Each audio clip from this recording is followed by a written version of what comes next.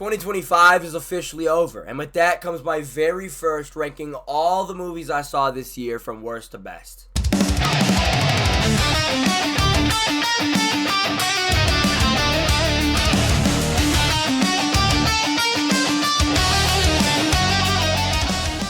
Let me know down in the comments below what your worst and favorite movie of 2025 was. I would love to know. But before we get into this list, I just want to say this is all my opinion. So if a movie that you love is towards the bottom of my list, I'm sorry, but I just didn't find it very enjoyable. But without further ado, we got to start this list off with easily the worst movie of the year for me, Fear Street Prom Queen. The reason why this is at the bottom of my list is because it is the movie that I can remember the least of. It is easily the most forgettable movie of the year. And from what I can remember about it, the twist or the reveal is just fucking stupid. But yeah, I'm not even trying to talk about this movie any longer because it's so ass. So next up on my list, number 59, we have Hurry Up Tomorrow. This one kind of hurts me to put it this low because I like The Weeknd, and Jenna Ortega is a fantastic actor, but she needs to pick better projects because this movie was just not it. I'm not going to deny, the movie is shot beautifully. It's just nothing really happens, and it's kind of boring. And I bet y'all know that clip from this movie that spread like wildfire on the internet. I hope you able, but you're not up! Shut the fuck up! Shut up! I feel like when this movie came out, a lot of people tricked themselves into thinking they really liked it because they were a fan of The Weeknd, but you cannot deny, this movie is just not good. It comes off super boring. There's no enjoyment in this movie at all. At number 58, we have VHS Halloween, and this one might be a little divisive. I just didn't really like it. I've never seen any of the VHSs before, and, I was bored. I decided to watch it one night. I wish I didn't. There were really only 3 segments in this movie that were, like, actually enjoyable to watch. It was Fun Sized, Kid Print, and Home Haunt. I mean, the rest of them were pretty ass. They were, like, really basic. And this Cursed Soda, come on, bro. Really?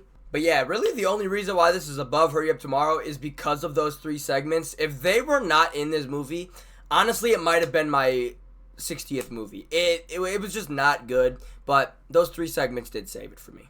At number 57, we have another movie that I don't remember much about, but the only reason why it's above VHS Halloween is because of the actors in it. It's Borderline, and I don't know if many people watched this one because I think it did get a short theatrical release, but I believe it released on Peacock, and there was like nothing to promote this movie. But the only reason why it's above VHS Halloween is because of Samara Weaving and what's his name? Ray Nicholson. They were pretty good in this movie, I can't lie. Ray Nicholson plays a really good villain. He takes after his dad very well. But, I don't remember this movie well at all. I don't really know what it's about. I think it was like Ray Nicholson was kidnapping Samara Weaving because she was a star and he was just creepy. And he did a good job because he is creepy. At number 56, we have the remake of I Know What You Did Last Summer. This is this low because if you have seen the movie, you know what they did at the end, and it pisses me off every time I rewatch it. I put this movie on the top 10 worst horror remakes of all time video that I did a couple months back. It really is just not a good movie, but, I had to put it a little bit higher than the other ones because at least it's a remake to a movie that I did like, but man, it is not good. Next up, we have Honey Don't. I don't know if a lot of people watch this one either. I suggest you don't if you haven't. It's got Margaret Qualley in it. She's a good actor. She's cool. She's probably the best part of this movie, for real. It's a very stupid movie that ends with the main thing being unresolved. So we just watched this whole movie. It was only like an hour and a half, but still, we watched this whole movie for literally nothing to happen and the ending to be, oh well, we'll try again next time. There, I basically just summed up the entire movie's plot in literally 30 seconds. So now you don't have to watch the movie if you haven't. It's shit garbage. It is terrible and nobody should ever watch it ever again. At number 54, this one might be divisive because I think a lot of people liked it, but I don't know. Maybe it was a bad time for me to watch it. I watched it early in the morning, like right when I woke up, and I was super tired. So, I don't know. Maybe maybe it was bad time, but we have Freaky Tales, and it's a wild ride from start to finish, but it just didn't do it for me, man. I don't know. It's like this 1980s anthology film. It's got these teens, it's got these rappers, it's got Sleepy Floyd, it's got Pedro Pascal as a debt collector. It's all over the place, and all of the stories combined into one at the end. I don't know. I like these kind of films, but it has to be done right, and this one, I don't know. It was too comedic at some parts, and then it was I don't know. I don't know why I didn't like it. I just really didn't. After I just got done saying I didn't like Freaky Tales being an anthology, we get an anthology movie that I actually liked a little bit better. We get Americana. It's slightly better than Freaky Tales in my opinion. It's got a more interesting story. They're actually hunting down something, and then there's a big fight at the end. Sydney Sweeney puts on a great lisp that's actually believable. Halsey's a good actor. So it's a decent movie. I do suggest it if you're interested.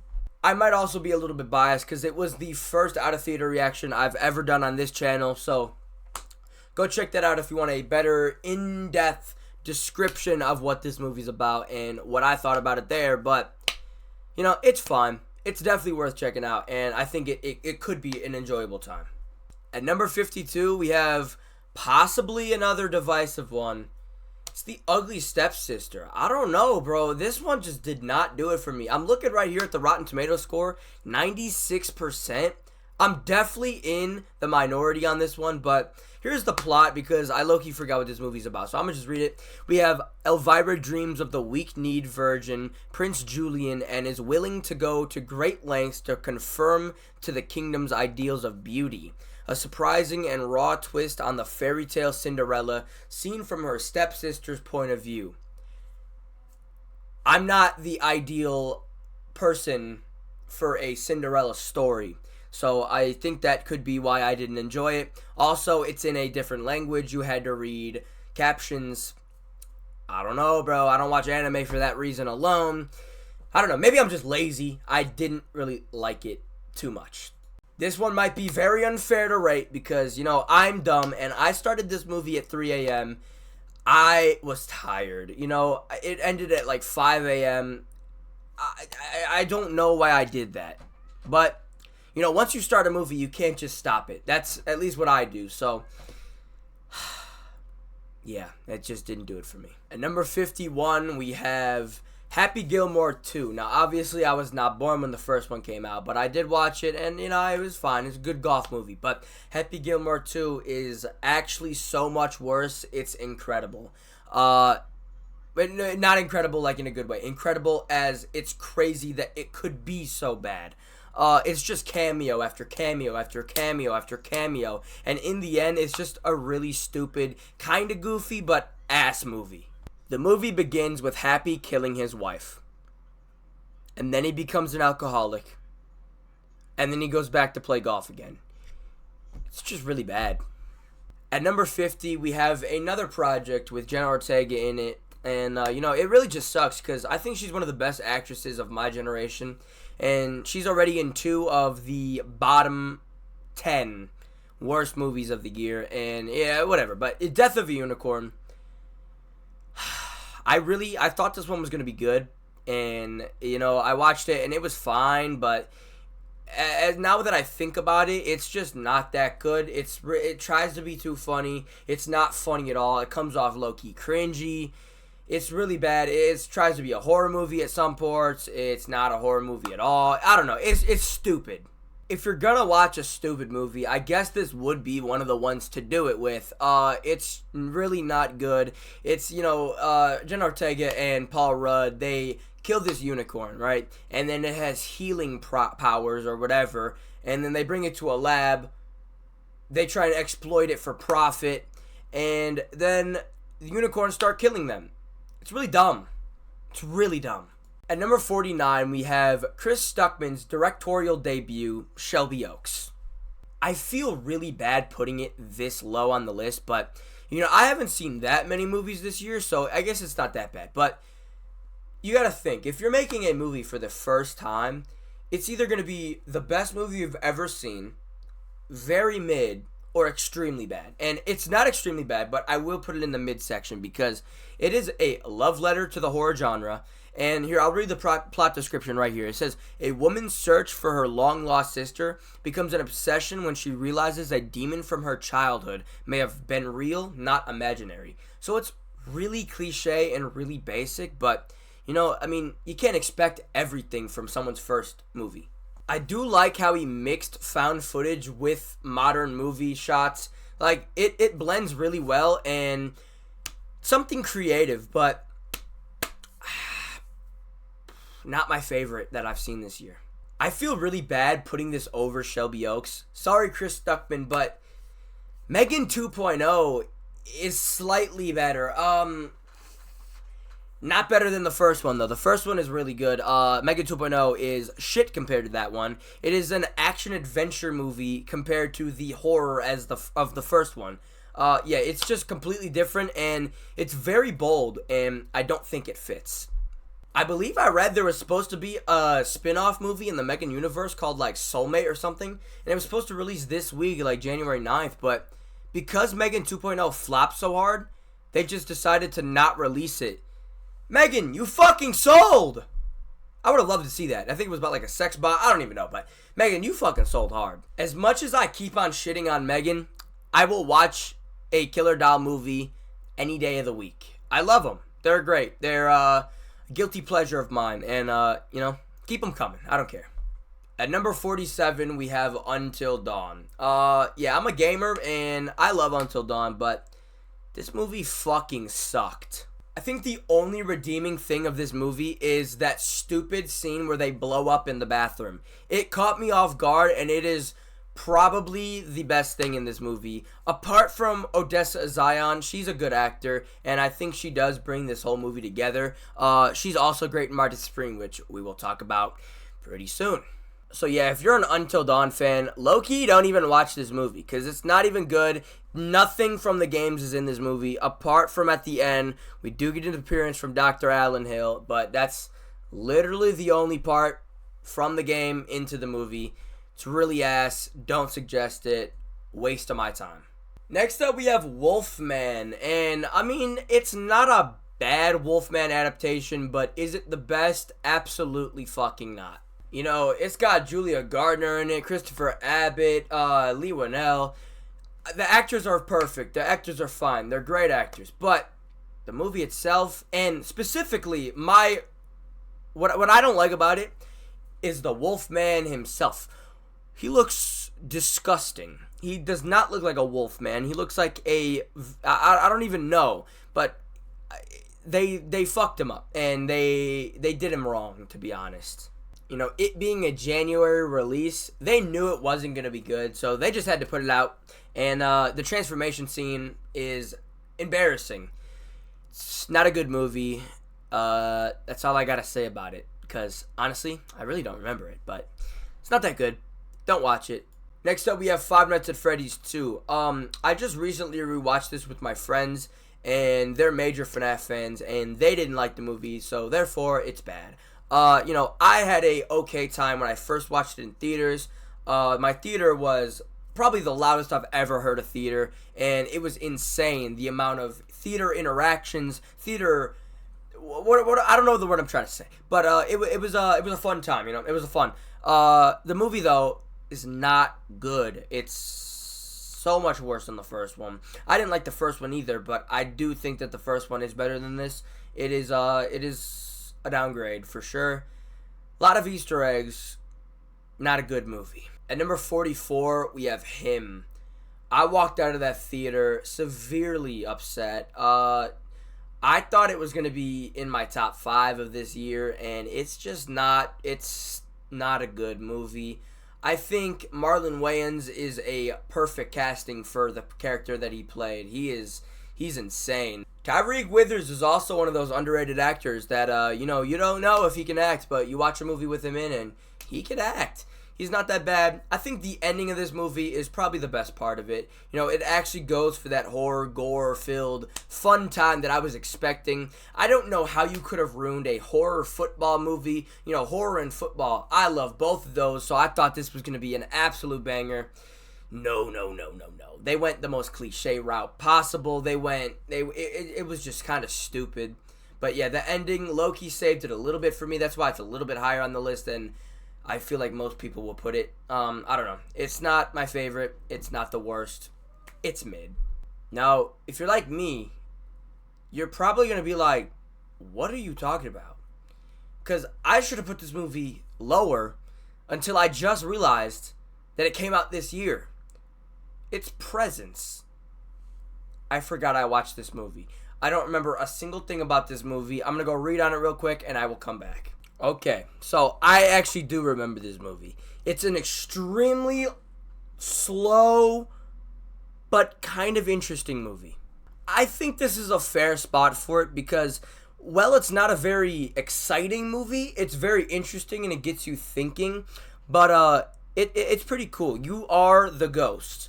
It's a film shot through the perspectives of the paranormal, and it's pretty interesting. Next up, we have Jurassic World Rebirth. It's extremely formulaic. It's predictable as fuck. And, I mean, it's a Jurassic World movie. You go to see a Jurassic World movie, what do you get? Dinosaurs and action. That's basically what you get in this one. If you're looking for that sort of stuff, it's not a bad watch. If you want something new, you're not going to get it from this one. It sort of plays out like a video game. There's these 3 mini-bosses and the big bad main boss at the end. They have to go to these different dinosaurs and collect DNA for a heart disease cure. And the main dinosaur, the new dinosaur at the end, the mix between a T-Rex and a xenomorph looking thing, bro, it's in the movie for, on God, less than 2 minutes. It's crazy. It's crazy. It is really fucking crazy. Okay, at number 41, we have a Minecraft movie.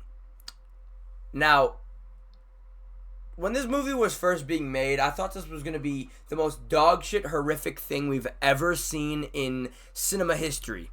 Now, I watched it, of course, and it's not that bad, but is it good? No. Don't lie. You watched the Minecraft movie. There's no way you have not watched the Minecraft movie. So I'm not going to give a rundown because I know that you watched the Minecraft movie. Anyways, is it good? You first. That's what I thought. No, it's not good. It's really shit. Whoa. It's okay. It's it's definitely not catered towards me. Even though I love Minecraft, I played it yesterday, but it doesn't work in movie form, if you know what I mean. It should stick to being games, and I think there's a second one coming out. Bro, really? We don't need a second one. I think the best part that came out of this movie was the Jack Black memes, because the movie itself is really just okay. There's nothing special about it. It does nothing new. It's not, I don't know. It's fine. At number 40, we have Nobody 2.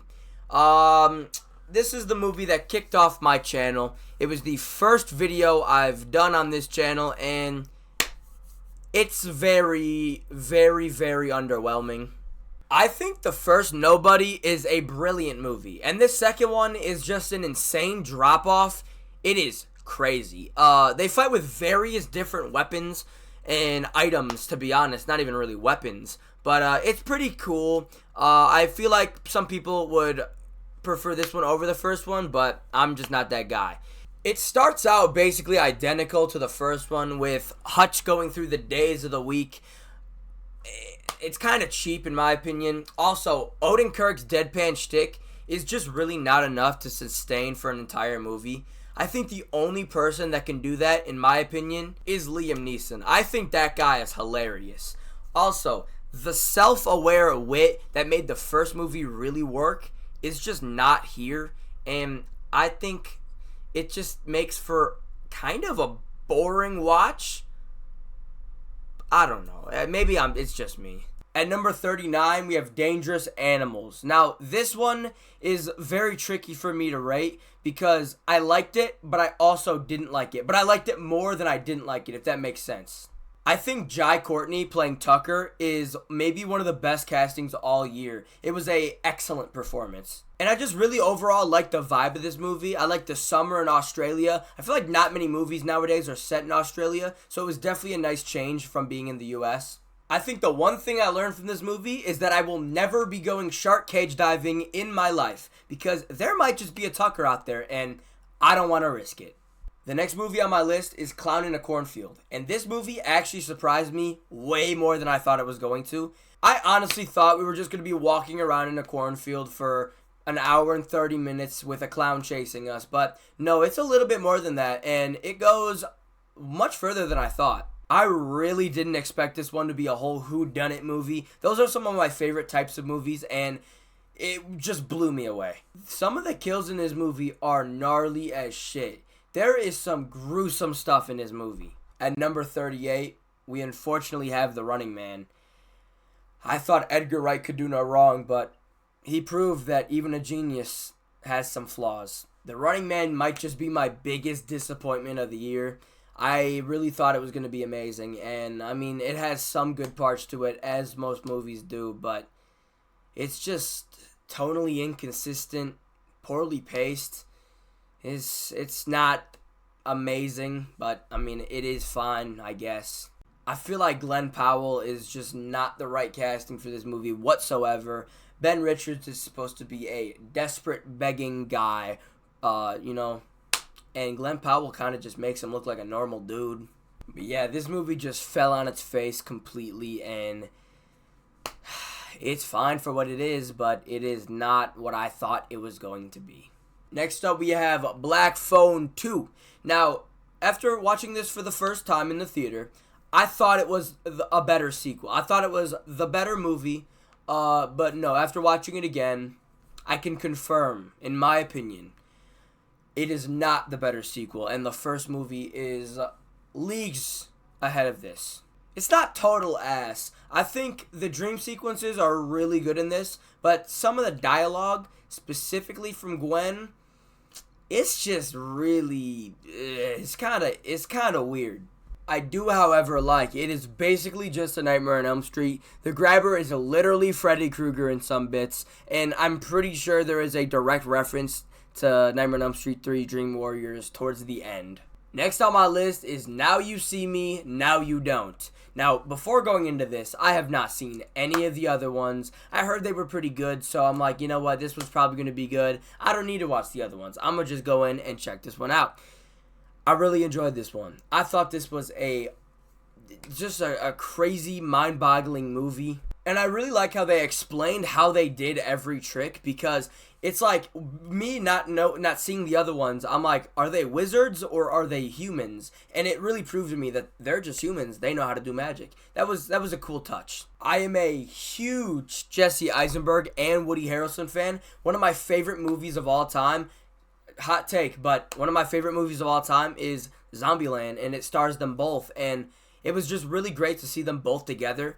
And, it made me want to watch the other two, although I haven't gotten around to it. I think I still might one day. Next up, we have Hard Eyes. And, I said that I like whodunits, and I like this movie, but I do think that it's a little bit too predictable. I also think that the ending is extremely rushed. Spoilers, I guess, if you even care, but it ends with Allie and Jay killing the killer. I forgot who the killer was. I'm not gonna lie. It's been a long time since I watched this movie. But they end up killing the killer, and then it, basically immediately cuts into them getting married. Or, not getting married. Getting engaged, sorry. And, it's very sloppy. Some of the kills in this movie are actually pretty decent. There's a kill at the opening scene, which I think is among the best of this movie. Overall, though, this movie is kind of just a basic whodunit slasher movie. It's, I guess, a love letter to them too, but literally a love letter. Hard Eyes. Shut your fucking mouth! No problem, John. Shut the fuck up, you cunt! At number 33, we have a movie that I was glazing for the longest time. Unfortunately, I didn't have my YouTube channel at the time, because I'm sure I would be glazing it then too, but it's The Monkey. What can I say? I liked it, but I watched it again and then again, and then again, and every time I rewatched it, it got increasingly worse. I was watching it with my friends one day, and one of my friends literally fell asleep. So, it's fine for, I guess, the first time you watch it, and then you learn the humor, you know what the kills are gonna be. There's no enjoyment in it anymore. It's an okay movie. Check it out if you haven't, because the first time I think you're really gonna like it, and then if you rewatch it again, you're not gonna like it as much. I promise. Coming in at number 32, we have Novocaine. The premise of this movie sounded very interesting. A guy that can't feel pain has to go get his girl that has been kidnapped. It sounded really cool. And for the most part, it really is. It is a very fun movie. It's a stupid, dumb, but really fun movie. But my biggest complaint is some of the guys are shooting worse than stormtroopers. I feel like a newborn baby could hit more shots than some of these guys in this movie. The pacing is really good. It flies through the runtime. And overall, it is just a good movie. I really suggest it if you're just looking to watch something with things happening on the screen. At number 31, we have Bring Her Back. I love the Philippou brothers. I watched them back when they were on Raka Raka. Great short films there. But, they expanded into actual filmmaking. They made Talk to Me a couple years back. That was an incredible film. And Bring Her Back is honestly on that same level. This is one of those movies that is actually frightening. Like, I was gripping my chair in the theaters. I was dead ass scared. I remember the drive home from the theater was probably one of the scariest drives I've ever done. I turned the radio all the way down. I had to listen. I was actually scared. And for that reason alone, a film that actually scared me, I gotta give it a round of applause, because it's one of those movies. You know what I'm talking about. I do kind of feel like it's a little bit low, but this year's competitive. There was a lot of bangers that came out this year, so I think this is a fair spot for it. Marking our halfway point, our number 30, we have Wicked for Good. I'm not the target demographic for this film whatsoever. I feel like it's more targeting young girls. I don't think I fit that criteria, but it's not a bad movie at all. When I watched the first one last year, I really didn't think I was going to like it. I'm not a musical guy. I haven't seen Wicked before that, so I wasn't sure what to expect. I didn't think I was going to like it at all. I actually really enjoyed the first one, and this one is a little bit less, a little bit worse, but still pretty damn good. There were a couple songs in this one that were actually pretty decent. No Good Deeds, the first one that came to my head. And you know what? It's the only time this whole year that I actually got chills in the theater listening to a song from a film. It was a surreal experience. At number 29, we have K-Pop Demon Hunters. This is another movie where I'm not the target demographic for it, but I had to check it out nonetheless because of the rave reviews. It was getting incredible reviews, and I couldn't miss out on it. I'm being so real when I say this movie is honestly pretty good. It is one of those movies where I went into it thinking, okay, I'm going to watch it, the songs are going to be fine, and it's just going to be an okay movie. No, I actually really enjoyed this movie. This movie has a lot of lessons in it, which I think is really good for, kids, off the top of my head, identity and belonging. There's a character, I'm not going to spoil it because it was a big twist for me, but identity and belonging, there is a character who has dual identities, and it's really all about them finding their place. But yeah, K-Pop Demon Hunters is a absolute surprise for me. I did not think I was going to like it whatsoever. Once it was over, I'm like, yo, this movie was really good. The songs are still stuck in my head to this day. Golden, Soda Pop, they're bangers. Next up, we have Warfare. And it might be one of the most horrifying war films I've ever seen. Although it's only 90 minutes, it feels like a full day. And that's a good thing, by the way. The agonizing wailing from hurt people on the floor, constant gunfire, the mission itself, missing limbs. It's just like an unpleasant, tense viewing experience, but I loved every second of it. This movie is based off of real events from Navy SEALs. bro, I couldn't even imagine it. That one scene with Joseph Quinn's leg being mangled like that. Oh my that was the grossest thing I think I have seen all year. Bro, it also is probably one of the most realistic movies I've ever seen. Like, it throws you in the middle of warfare. It really is amazing, and it hurts me to put it down this low on the list, but I don't know. There are movies that are better than this, but this was really good. It really was a fantastic movie, and I suggest it if you haven't seen it. Next up, we have The Conjuring Last Rites. And as the last movie in this franchise, I know there's a TV show coming soon, but as the last movie, I think it ends Ed and Lorraine's story pretty well. The only issue I really have with this movie is, first of all, the CGI towards the end, if you know, you know. And that the main demon that we're hunting down is a fucking mirror. Patrick Wilson and Vera Farmiga are really good in this movie, but that's not that surprising because we've had 3 movies with them both in it before, and they've been just as amazing. Overall, if you want to watch this movie, go ahead. No one's stopping you. It's pretty good. It's pretty bad. It's really in the middle, and that's why it's my number 27. At my number 26, I have Tron Ares. Now, before I went to go see this movie, I had not seen the other 2, so I didn't really know what to fully expect, but I was thinking beforehand, mind fuckery, and that's exactly what I got. I think I'm in the minority on this one. I think I actually enjoyed this movie a lot more than other people. Like, if you could just look past Jared Leto, I think you'll actually enjoy this movie. The score is absolutely bumping. 9 Inch Nails cooked on it, and I think the action is really good.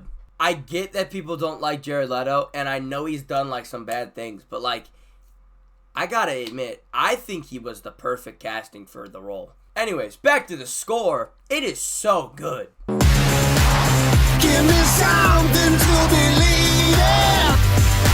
My bad. I just felt like getting up and doing a little bit of a dance, but as you can see, I have no idea how to dance. But yeah, Tron Ares is seriously one of the most surprising movies I watched this year. Coming in at number 25, we have Silent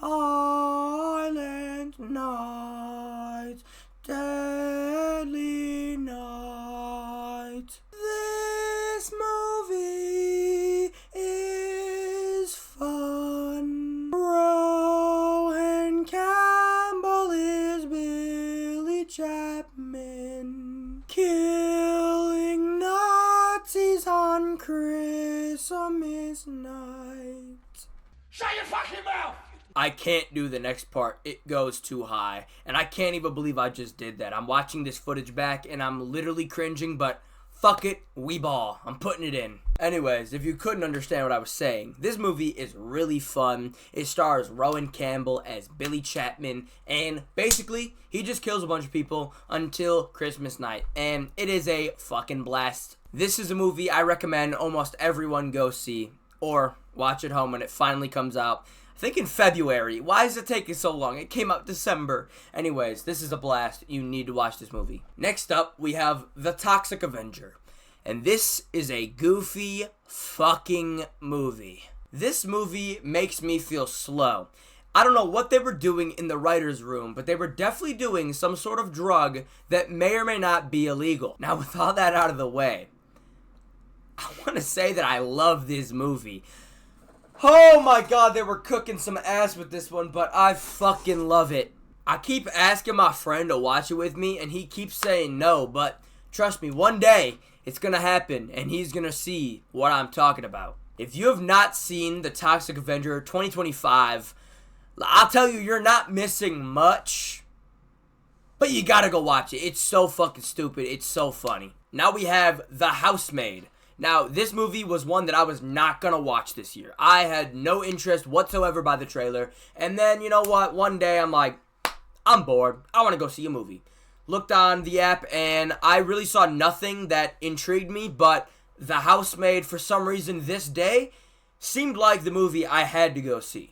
And I am so glad that I did, because this movie surprised the fuck out of me. I really do think Sydney Sweeney is a good actor, but I'm not going to deny that I think she's had some very, very poor project choices. But this one is actually really good. It's about this woman who's played by Sydney Sweeney, and she has a troubled past. And she gets a job as a maid for a very wealthy family. But the secrets that this family has is probably something that you'll never see coming. At least I didn't. Although it has some of the worst needle drops I've ever heard in a movie, it is easily one of the most surprising films I've watched this year. At number 22, we have Wake Up Dead Man, a Knives Out mystery. And a week prior before watching this movie, I just watched the first two Knives Out. I want to say, those movies are fucking genius. But this movie is slightly weaker than the first one in my opinion, but definitely better than Glass Onion. I don't know about you guys, but Benoit Blanc is easily the best character in all three of these movies. Daniel Craig puts on an incredible performance in this one, and it's on par with the last two. The whole mystery to this movie is really well done. I knew who the killer was, but I didn't know how they did it.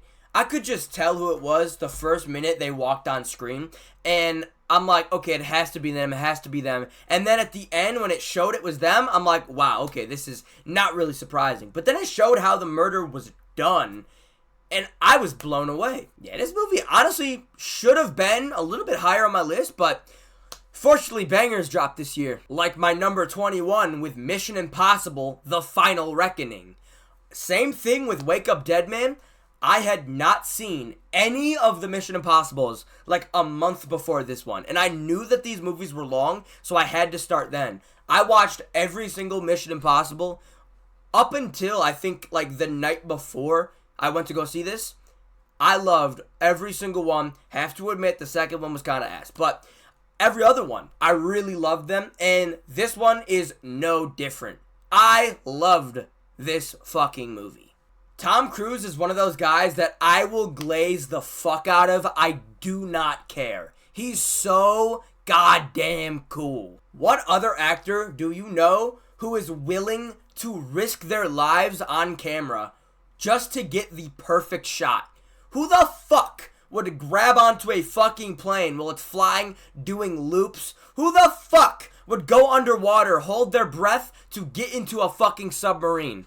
No one. Tom Cruise is the only man that would do some sick shit like that. Anyways, I'm gonna stop glazing Tom Cruise, but this movie was so good. It had the most emotion come out of me in the theater this year by far. I was holding on to my seat.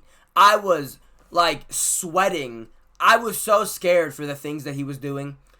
Holy shit. The only issue I have with this movie is the runtime. It's like 3 hours long, and yeah, that's fine for some movies, like for example, One Battle After Another, which is I'll talk about soon, but it felt, I could feel the runtime in this movie, and that's my only complaint. It felt like a long movie.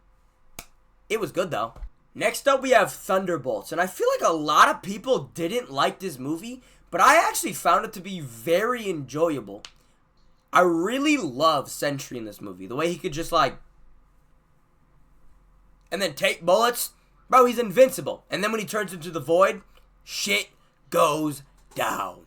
I also really like that scene when they all meet up and they're finding out that it is a trap.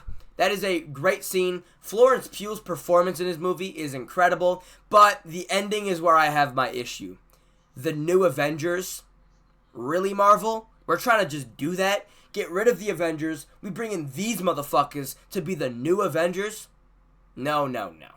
That is stupid. Next up, I have Avatar: Fire and Ash. Now, just like with a couple movies on this list before, I hadn't seen any of them, so I went and watched the first two before I watched this one, and I liked them, but I wasn't crazy on them. Now, I went to go see this third one just when it came out, and I was blown away.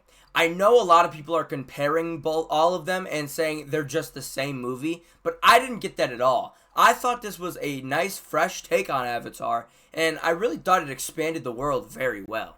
I think the Fire Tribe is easily one of the best parts of this movie, although I kind of wish they were in it a little bit more. I also wish that they expanded their backstory a little bit harder, a little bit better. Now I know they explained it, but I low-key forgot. Where they came from. Maybe I'm just stupid, I don't know, but I think they should have been in it more. Everything with Spider I really liked. I liked that he was like more of a main character in this movie than he was in the past two. And with an Avatar movie, you know you're going to get good action and incredible graphics. And I think this movie delivers on both. Coming in at my number 18, I have Ballerina from the World of John Wick, or whatever it's called.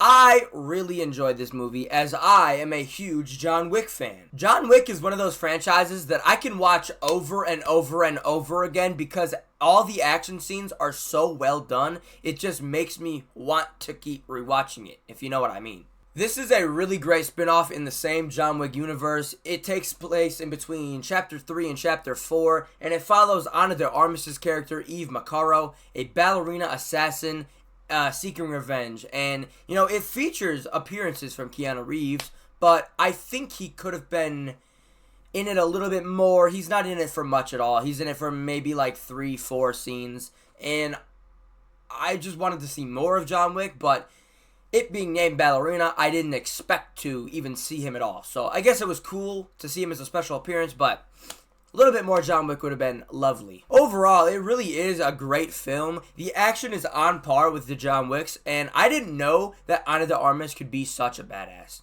Next up on my list, I have one of the more recent movies, Anaconda. Now, going into this, I really didn't know what to expect. Is it going to be an action movie? Is it going to be a comedy movie? Is it going to be a horror movie?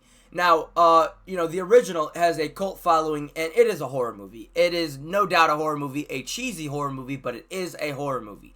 And this one definitely leans more on the comedy side, maybe into action as well. It's not a horror movie at all. I should have known that because we have Steve, Ant-Man, and Frank Heffley in the jungle hunting down a big-ass snake. This is going to be a funny movie. This is one of the movies that I laughed the most at this year. It's not the movie that I laughed the most at. That's going to be up there in pretty sure my top 10 actually. But this is definitely, with no doubt, a great movie. If you have not watched it, I severely suggest it. There have been a lot of movies this year that are just turn your brain off, dumb, stupid, fun movies. And this definitely leans into that category. I suggest this one maybe the most out of all of the ones I've mentioned, though, because this is actually a good, stupid, fun movie. At number 16, I have Final Destination Bloodlines. R.I.P. Tony Todd. This was the last film he was ever in before he passed. R.I.P. GOAT. R.I.P. Legend. No, but this movie was really good. It's maybe my favorite one. I'll do a quick ranking. Alright, my ranking would go The Final Destination, Final Destination 4. It's awful. You guys know that. And then Final Destination 5. It's really good, but I don't know. Final Destination 1. It started it all. It's a great movie, but I do think that it's a little outdated. I don't know. And then we have Final Destination Bloodlines. I said it was my favorite, but then I realized it's not my favorite. Then we have Final Destination 3. It's really good. I love the roller coaster opening. Incredible film. Good characters. And it is just a good film. But my favorite is Final Destination 2. The iconic highway pileup. The iconic log truck. You can't beat it. It's a great film. Anyways, I really like the opening to Final Destination Bloodlines. It is pretty cool in the tower, and it sets on fire, and she falls and pierces her eye. Oh my god, it was brutal, but I loved it. I also loved the backstory of Tony Todd's character.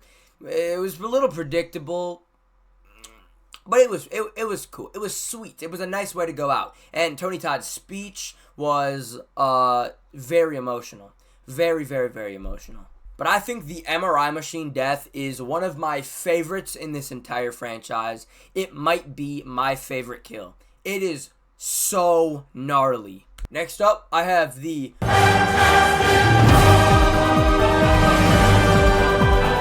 I I want to really quickly talk about that space scene. Oh my god. The chase scene that we had in space was cinematic perfection. I did not expect it to be this good. The visuals were perfect. Not near perfect, absolute perfection. It was straight out of Interstellar. And that is the best compliment that a superhero movie that came out in 2025 can get. Aside from that scene, I loved the retro-futuristic aspect of this movie, and I loved Galactus. I hope that this movie gets a sequel. I heard that there will be one after Secret Wars, so I really hope that they end up doing it. I can't wait to dive back into this world. Next up, I have Guillermo del Toro's Frankenstein. Before I go watch a Guillermo del Toro movie, I think to myself, I am going to be in one of the most incredible visually rich worlds that he has ever created. And Frankenstein is no exception. This movie is absolutely stunning. Jacob Elordi is unrecognizable as Frankenstein, and this just might be Mia Goth's best performance yet. Although I do have to say, that monologue at the end of Pearl was incredible. I don't know how she did that. I don't know how she remembered it. Good on you, Mia. Since this is a story that we all basically already know, the story of Frankenstein's monster, I thought it was going to be very repetitive and boring. But no, Guillermo del Toro is so good at making things feel fresh, yet faithful to the novel. At number 13, I have Companion. Now, Sophie Thatcher is becoming one of those names. When I see her in the cast of a film, I'm going to watch the film, no matter what it is about. If you still have not seen Companion in the year 2026, you are severely missing out, and I suggest you go watch it right now, or whenever you have time. I'm sure you've seen the poster, so I guess this is not really a spoiler anymore. It was a spoiler definitely when the movie first came out, but here's the plot description. A weekend getaway at a remote cabin turns into chaos when it is revealed that one of the guests, an android built for human companionship, has gone haywire. I guess you could say it's a horror movie, but it's really not. It's more of a thriller because it's not scary. It's really funny though. There are some very fun comedic elements in here. There is thriller horror moments, I guess you could say, and ideological themes about independence in relationships. For the people who have not seen this movie, I don't want to speak any more on it. So go watch this movie when you have the chance. I believe it's on HBO Max right now. If not, I'm sure you can find it on a website. You know what I mean. But yeah, no, I don't want to spoil nothing. I kind of already gave away that she's an android, but you could tell by the poster if you look at it. So not really the biggest spoiler. They need to do better marketing. But definitely go watch this movie if you have not. I suggest it. At number 12, we have a movie that I thought would crack my top 10, but it's just below it. We have Weapons. Zach Cregger is a director, just like with Sophie Thatcher, that when I see his name on a project, I'm going to watch the movie no matter what. I loved Barbarian, I loved Weapons, and his next movie, Resident Evil, no, what's he making? Yeah, it is, Resident Evil. Hopefully going to be good. I'm not a huge fan of those games, but I'm willing to watch it because Zach Cregger is behind it. The scene where Julia Gardner is sitting in her car outside of the kid's house, it turns to night, it pans, and the woman walks out with a pair of scissors and just walks towards the car, opens the car door. Oh my god, that scene actually haunted me for like a week straight. And spoiler if you haven't seen it, the scene at the end when Aunt Gladys gets torn apart by the children was the most shocking thing I think I've seen this year. Filmmaking at its finest, ladies and gentlemen. This movie is genuinely funny. I would consider this more a dark comedy than a horror movie because of at the end when the kids are running at her. You know, that's really funny. It's really stupid too. And then James's whole storyline. That's really funny as well. Definitely go watch this one if you haven't already. It is one of the best horror movies to come out this year. Back-to-back horror movies. At my number 11, I have together. This was one of my most anticipated movies for 2025 because I saw all the reviews coming out of South by Southwest saying this is the what the fuck horror movie to watch this year. And I'm like, you know what? Sign me up. I got my tickets the first day I could, and I was waiting in anticipation up until I sat down in my seat. I was so excited for this movie, and it did not disappoint me whatsoever. I don't think that this movie would have worked as much if Dave Franco and Alison Brie weren't dating in real life.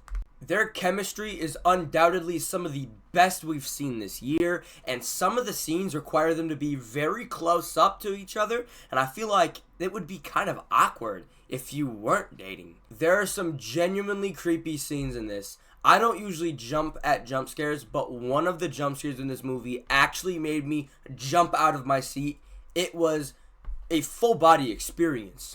If you enjoyed The Substance, probably check this one out. There's some similarities in The Cave, you know what I mean if you've seen the movie.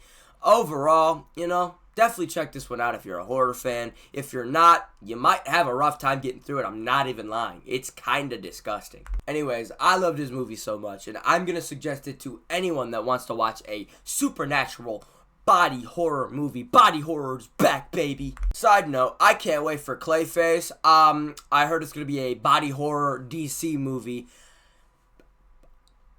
I'm in. Sign me up. Love the idea. We have finally reached my top 10. This has taken me multiple days to film this. I was not expecting it to take this long. I'm sure you've seen my sweatshirts change. Yes, it's taken me a long time. But here we are, finally, my number 10. We have The Naked Gun. I am a huge fan of slapstick comedy films. The original 3 Naked Guns are some of my favorite comedy movies. Don't judge my taste, it's just what I find humorous. The new 2025 Naked Gun is on par with those 3. Liam Neeson's deadpan humor is so funny. I do not laugh in the theater.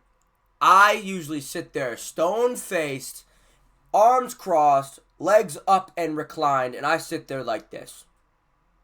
I look like I'm not enjoying it. I feel like everyone around me like, why are you here? You're not enjoying the movie. No, trust me, I'm enjoying it. But The Naked Gun actually got a laugh out of me, multiple laughs out of me, throughout the entire runtime. The jokes don't stop coming. They do not stop coming. There's a joke about every 30 seconds. It is insane. I don't remember when I said this in this video, but a turn your brain off movie that I suggest watching is this one. I think I said it for Anaconda. I do. You should watch that. It's pretty good. But this one is a must-watch for everyone. It is so funny. But don't come back to this video after you watch and say, I didn't find it funny. That's your fault. I think it's funny, and I think you should watch it and try it because it is absolutely hilarious. At my number 9, I have The Long Walk. Now, I just recently rewatched this movie, and I think if I didn't, this might have been lower, but because I rewatched it, I forgot how good this fucking movie really is. I'm glad I got to experience it again, because the first time I watched it, some fucking woman was watching videos at full volume in the theater. Simple movie theater etiquette, lady. If you're gonna watch a video, why the fuck are you out in public watching a fucking movie? My bad. Really pissed me off. I couldn't lock in because I heard fucking videos in my left ear. Anyways, teens participate in a grueling high-stakes contest where they must continuously walk or be shot by a member of their military escort. So basically, 50 kids from each state come together and walk until they can't no more. This movie gets very disturbing, and it is honestly super sad at the end. Another sort of thing here, if it's a story by Stephen King, I'm going to watch the damn movie. I don't care what it's about, although I know it's going to be a horror movie because Stephen King is writing it, and he only writes horror, and Stephen King is one of the best, what's the word I'm thinking of? Writers, storytellers, there is. He's incredible. Next up, we have 28 Years Later. This might be controversial because I don't think people actually really like this one as much as I did. Now, as I'm recording this, I am 4 days away from watching the sequel, and I cannot wait. I understand why people don't like this movie because of the ending, but like, you gotta admit, the rest of the movie is incredible. Visually, it's outstanding. It really is a good movie, but that ending, I understand. I don't necessarily like the ending either. I think it's definitely different, and I'm willing to watch the sequel and see where they go with it. I really hope that it's not just like Power Rangers, you know what I'm saying? Early reviews are saying that the sequel is the best one in the franchise. So, I'm ready. Anyways, I love the first 28 Years Later, and for some reason, it was one of the only movies to make me cry this year. Towards the end, if you've seen the movie, you know what I'm talking about. Spike's mom gets cancer and dies, and it's like, man, it was just sad, bro. I don't know. Maybe it was just me in the moment. I had something going on in my personal life, and it was hitting me harder than I think it should have, but it definitely was a sad movie. It was emotional. It was just good. It was really good. At number 7, I have Predator: Badlands. I just recently rewatched this one with my friends too, and one of my friends called this movie Aura the Movie, and I couldn't agree with them more. Deck really does have aura. That one scene where he blows the can up, turns around, walks forward, explosion in the background, and he raises his fist and goes, "Ah!" Deck is aura farming. Dan Trachtenberg single-handedly revived the Predator franchise after that god-awful dog shit 2018 Predator. Whew, still gives me chills to this day. But he started with Prey, 2022's Prey, really good movie. And then he moved on to Predator: Killer of Killers, which unfortunately I have still not watched. Might give it a watch sometime, we'll see if I have time. And then Predator: Badlands, which is incredible, it blew me away. The only part that I don't like about this movie is Elle Fanning's character, Thea. She is so annoying. And that little baby Callus is almost 100% added just so that they can sell little toys. I'm actually going to look right now if they have. So they made a Funko Pop with it. I mean, like, he's pretty, you know. And then I guess they made a Thea one too, which, you know, I will not be buying because I did not think that she was cool. They also made this action figure, which, first of all, hold on, it's $255, so that's crazy. Also, you can barely see him down there, but, I mean, it looks really cool. You can put the mask on. It looks really cool, but I don't know if it's worth $255. Anyways, this movie is really good. If you like the Predator franchise and you haven't seen this movie yet, what are you doing? Get your ass a snack, sit down in a seat, and watch this damn movie, because I think you will be surprised at how well they made a story following the Predator instead of humans. It's really good. At my number 6, I have Superman. James Gunn's Superman is one of my favorite comic book movies I've ever seen. Some people didn't like it though because they prefer Zack Snyder's darker version of Superman. I just think that James Gunn's is better because, bro, he saves a goddamn squirrel. He saves everyone. He doesn't crash through buildings and destroys the city. No, he tries and saves everyone, even when they're not human. I have beef with people that don't like James Gunn. I think James Gunn has given us some of the best superhero content there is.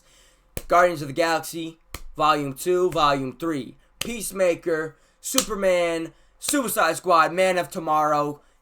It just never stops. I knew the moment this film ended that it was going to be high in my list, probably top 10, and it is. It's my number 6. I didn't have my YouTube channel yet. I made it a month after this film released, and I just knew that it was going to be here. I knew I was going to make this video, and I knew that it was going to be high. I just didn't know where yet because I haven't seen all the films this year. At number 5, I have Begonia. Very, very strange film, but I love this movie so much. I love weird and wacky movies, and Begonia is exactly that. 2 conspiracy-obsessed men kidnap the CEO of a major company when they become convinced that she's an alien who wants to destroy Earth. This film is definitely a slow burn. It starts out strong though, and then it gets into like the slow area of the movie, increasingly getting more bizarre as we progress. And then we get to the third act, which I guess is kind of predictable. I saw what was coming, and I'm assuming other people did. But anyways, I love this movie so much, and I suggest it. Just know that it's a slow burn, because it takes a while to get there. At my number 4, I have F1 the movie. I was never an F1 fan. I like cars. I like racing. I don't know, I never got into it. But after watching this movie, it makes me want to get into this sport because it is super thrilling. It's from Joseph Kosinski, the guy that made Top Gun Maverick, so I knew we were going to get some incredible shots being first person in the F1 car, and boy did it deliver. Holy fuck, it was incredible. I feel bad if you missed out watching this in the theater because I think that's the only way to watch this movie. I haven't rewatched it yet because I feel like I don't have a big enough screen to watch it on, and I don't have surround sound like in the theater. Brad Pitt was great in this movie, and so was Damson Idris. I have never seen him in anything before. I didn't know who he was before this, but I'm going to follow his career because his acting might be my favorite in this movie. I definitely recommend this if you're in the mood for a sports drama. It is a classic underdog story, but it captures the authentic, high-stakes world of Formula One so well. Here we are at my top 3, and honestly, all 3 of these movies are sort of tied, but they're like increasingly better by a smidge. At my number 3, I have Sinners. It is an incredible movie. It was my number 1 for the longest time. It is a masterful blend of genres, being horror, western, drama, history.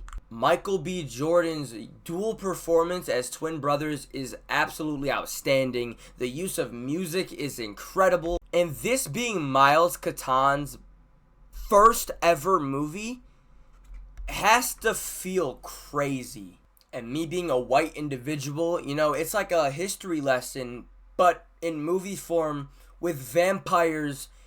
It's just a great movie. And if you have not seen Sinners, what the fuck are you doing? Watch that shit right now. Sinners was my number 1, like I said, until One Battle After Another came out. And this movie is the definition of a movie. This movie is why I go to the cinema to watch movies. It is so funny. It is so dramatic. It is so action-packed. It is honestly tense. It is so good. Paul Thomas Anderson knocked it out of the park with this one. This movie is, I don't want to say my favorite because it's not my number 1, but my number 1 and this are very, very close. Neck and neck. It could switch at any moment in time.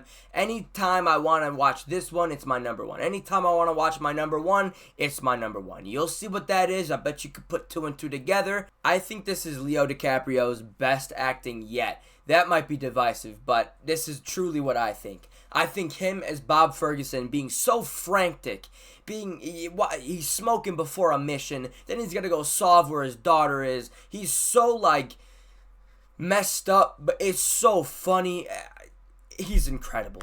I understand this might not be some people's cup of tea because it's super political, but if you look past that, it is an incredible movie. It is non-stop action. It's creating a sense of constant conflict. It's never-ending chaos. And maybe that's why I love it so much, because I love not knowing what the fuck's going on. I'm just in the theater, on the ride that they are in the movie.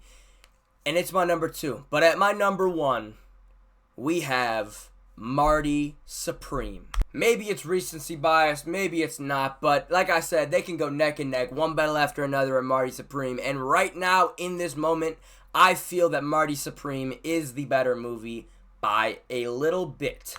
I was not going to see this movie because I did not care about a ping pong movie until I saw all these reviews saying that this movie is one of the best, and I'm like, you know what? I'm going to give in.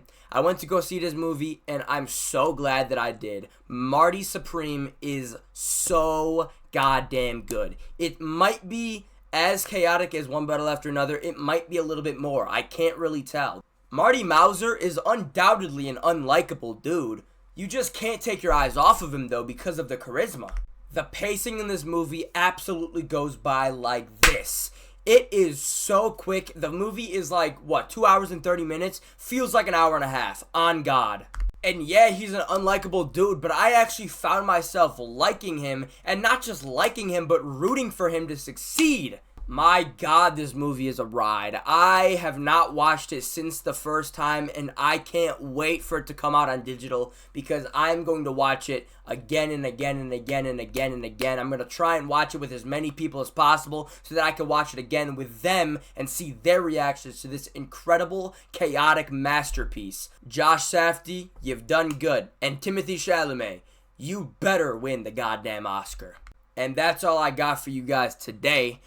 I know this was a long video. If you stuck through the whole thing, I really appreciate it. Don't forget to subscribe, like, comment your favorite and worst movie of the year. And with 2025 coming to a close, I would like to wish everyone a happy new year, even though I know this video is not going to come out till like mid-January, but you know what? Better late than never. Once again, if you stuck around for this monstrosity of a video, thank you so much. You don't even know, but this means the world to me. See y'all on my next video. Peace.